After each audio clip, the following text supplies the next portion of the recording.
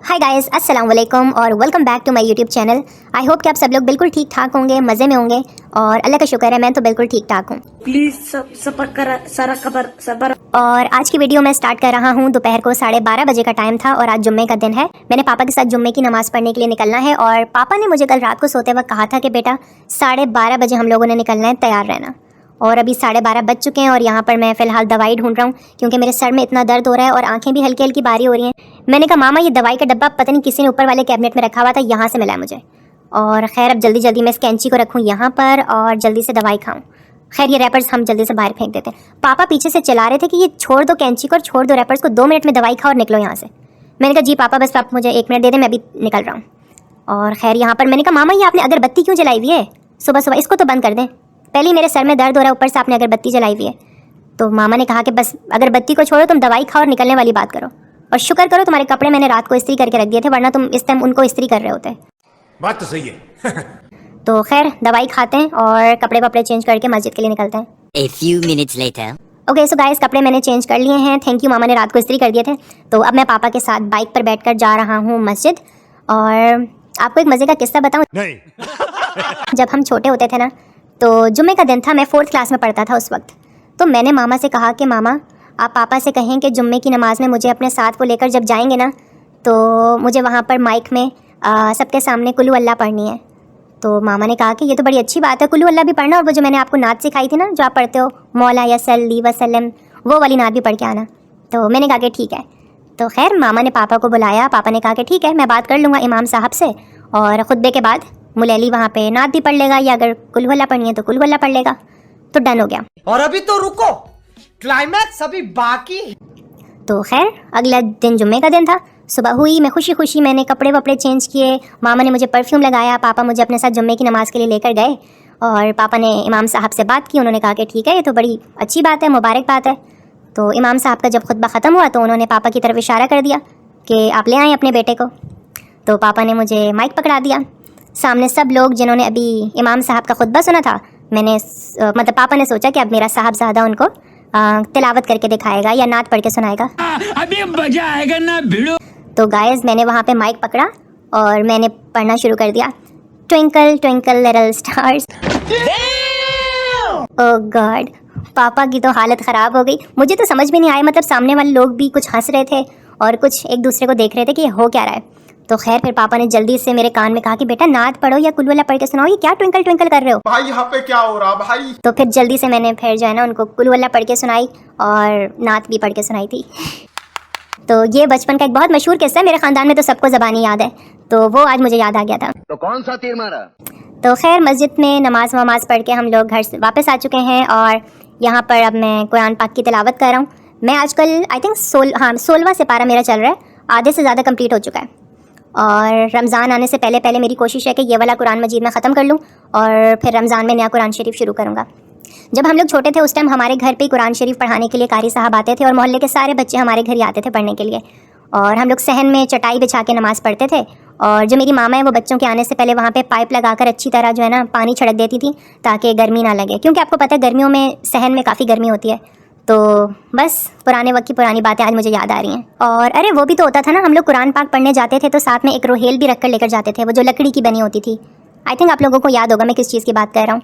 और हम लोग जब सिपारा पढ़ के सुना देते कारी साहब को तो फिर कारी साहब हमें सारे बच्चों को पुराने हज़रत मोहम्मद सल्लल्लाहु अलैहि वसल्लम के कोई वाक़यात सुनाया करते थे और मज़े मज़े के जो है ना इस्लामिक स्टोरी सुनाया करते थे। और फिर छुट्टी हो जाती थी तो सब बच्चे अपने घर भाग जाते थे। तो बस अभी मैंने कुरान मजीद की तिलावत कर लिया और मैं आ चुका हूँ मामा के पास और मैंने कहा कि मामा बहुत भूख लग रही है, रोटी खिला दें अब। कोई तरीका है भीख मांगने का? तो मामा ने कहा कि अच्छा बस मेरी नमाज़ कंप्लीट हो गई है, मैं 5 मिनट में दुआ करके आ रही हूँ।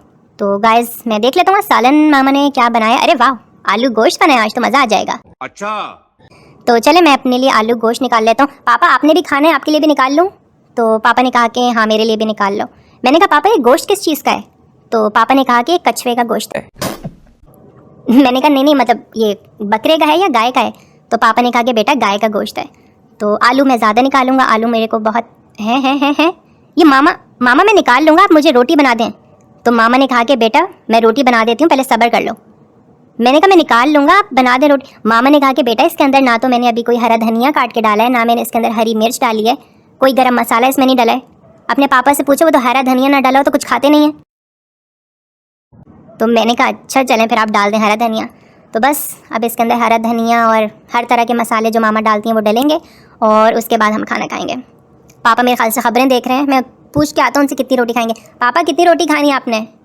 तो खैर पापा ने कहा कि बस 1 रोटी खानी है। मैंने वहाँ पे मस्जिद के बाहर ना हमारे चावल बिक रहे होते हैं, मतलब बिक नहीं रहे होते, बट रहे होते हैं, तो आई थिंक वो खा लिए थे।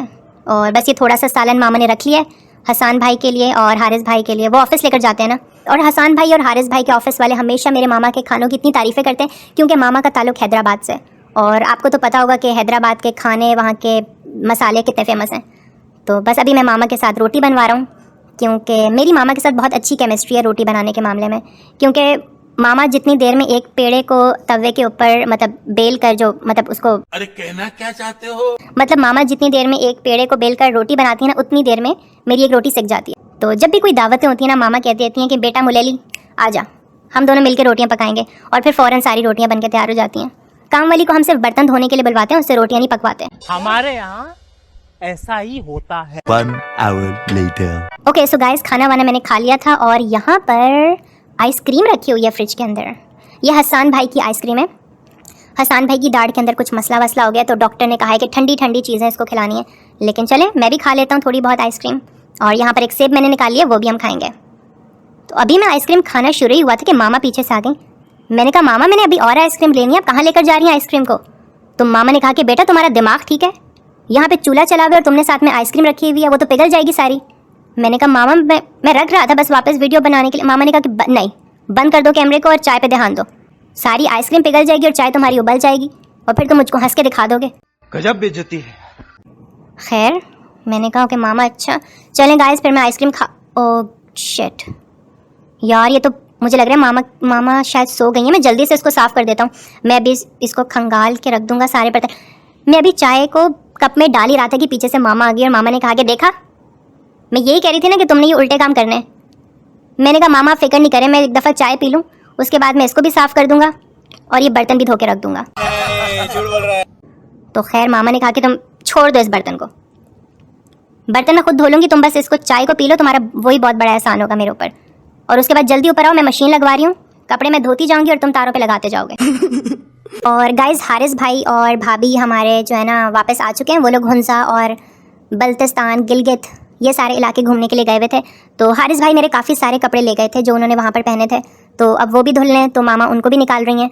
और यहाँ पे मेरे भी कुछ पुराने कपड़े हैं जो मामा कह रही हैं कि अब किसी काम वाली को दे दूँगी मैं, तो इनको फ़िलहाल हम लोग अलग कर रहे हैं। और ये जो ऊपर कैबिनेट है ना, इसको हम खोलेंगे और सारे सर्दियों के कपड़े हम लोग इसमें से बाहर निकालेंगे और गर्मियों के वापस रख देंगे। तो खैर मामा ने कहा कि कुर्सी जल्दी से घसीट कर इधर लाओ और इसके ऊपर चढ़ो, मैं तुमको कपड़े देती जाऊँगी और तुमने रखते जाना है। अंदर जगह है या नहीं है? नहीं। मैंने कहा मामा जगह तो काफ़ी है, बस मुझे इसको पकड़ाएं, खींच में उधर फेंक देता हूँ। और हाँ बस आ ही गया है, तो चलें ये काम तो हो गया। और अभी मामा ने मशीन ऑन कर ली है, बस मामा किसी भी लम्हे मुझे आवाज़ देने वाली हैं क्योंकि मामा कपड़े धोएंगी और मुझे उनको सुखाने के लिए ऊपर जाना पड़ेगा। मैंने कहा मामा मेरा तो दिल चाह रहा है कि मैं बाहर साइकिलिंग करने चले जाऊँ इन बच्चों के साथ। तो खैर चलो इन बच्चों को अब मैं कहता हूँ टाटा और मैं आ चुका हूँ छत पर। ये कुछ बनियाने हैं और आई थिंक कुछ कमरबंद हैं। शुरू में मामा सफ़ेद कपड़े धोती हैं और जो बाकी कपड़े होते हैं ना काले, ब्राउन, नीले, पीले, वो फिर बाद में धुलते हैं। तो मामा ने कहा कि मैं तुम्हें एक दफ़ा समझा रही हूँ कि किस तरह के कपड़े किस तार पे डालने हैं और जिस तार पे कपड़े डालने हो पहले उसको गीले कपड़े से साफ़ कर लेना। गाइस यहाँ पर मामा की ना एक शर्ट मेरे से नीचे गिर गई थी और मामा ने मुझे इतना बुरा भला बोला कि तुमसे काम करवाना होता है तो मुझे ऐसा लगता है मैं मज़ीद काम अपने लिए फैला रही हूँ। फिर मामा ने उस शर्ट को दोबारा धोया था और ये देखें यहाँ पर एक तरफ हमारा ड्रायर लगा हुआ है और इस तरफ हमारी मशीन लगी हुई है। अरे मुझे याद आया मशीन से और ड्रायर से, मेरी ना एक कज़न होती है, वो रहती है नवाबशाह में। ठीक है समझ गया। तो जब वो छोटी थी तो वो अपनी मामा के साथ यानी कि मेरी खाला के साथ कपड़े सुखवा रही थी, तो उसने ना ड्रायर के अंदर उंगली दे दी। तो खाला ज़ोर से किचन से बाहर निकल कर आई और उसको उसने चुप करवाया। उसका नाम एमन था। तो मेरी खाला ने कहा कि एमन ये क्या किया तुमने? तो एमन की ना छोटी उंगली कट गई, उसमें से इतना खून निकल रहा था। जैसे मैं अभी पंगे ले रहा हूँ ना इस ड्रायर के साथ, बिल्कुल ऐसे ही उसने भी पंगे लिए थे। तो खैर उसकी तो उसके बाद उंगली कट गई और वो वापस लगी भी नहीं। तो जब भी हम लोग नवाबशाह जाते हैं हम लोग उसको ये बोलते हैं, वो देखो 3 उंगलियों वाली एमन, क्योंकि उस बेचारी की अब सिर्फ 3 उंगलियाँ और 1 अंगूठा है। तो लेकिन शुक्र है कि उल्टे हाथ की थी, तो लिखने में या काम करने में वो मसला नहीं होता, सीधे हाथ से वो कर लेती है। तो बस ये सारे कपड़े वपड़े मामा ने धो दिए हैं। और तुम्हारा क्या कंट्रीब्यूशन है इसमें? इसी के साथ हो चुकी है शाम और मैं आज की वीडियो को बस यहीं पे ख़त्म कर रहा हूँ। आज तो बहुत थक गया हूँ मैं, सच में मुझे नहीं याद पड़ता मैंने आखिरी दफ़ा इतना काम कब किया था। तो अगर आपको मेरी वीडियो अच्छी लगी है तो मेरी वीडियो को लाइक करें और मेरे चैनल को सब्सक्राइब ज़रूर करें और अपना ख्याल रखें, अपने घर वालों का ख्याल रखें और मुझे अपनी दुआ में याद रखें। मैं आपको अपनी दुआ में याद रखूँगा और अगली दफ़ा मिलते हैं। Bye bye. प्लीज सब